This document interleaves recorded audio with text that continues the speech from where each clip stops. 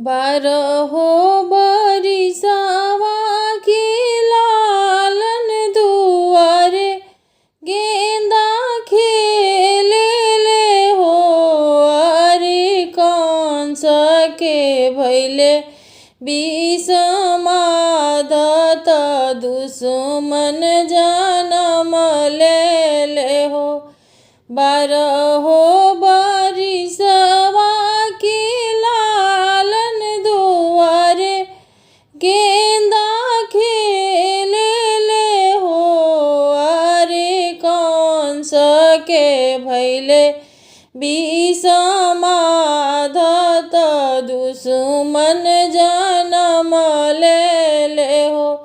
सुतल में रहनी से जड़िया सपना एक देखिले हो। ये बाबू दूर खेलन जानी जइह करे जा मोरा धड़केला हो।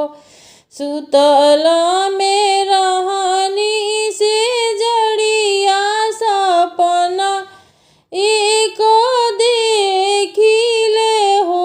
ए बाबू दूर खेलन जानी जइह करे जा मोरा धड़केला हो। जनी रोवाए आमा जनी रोवा जनी रोई मारहु हो।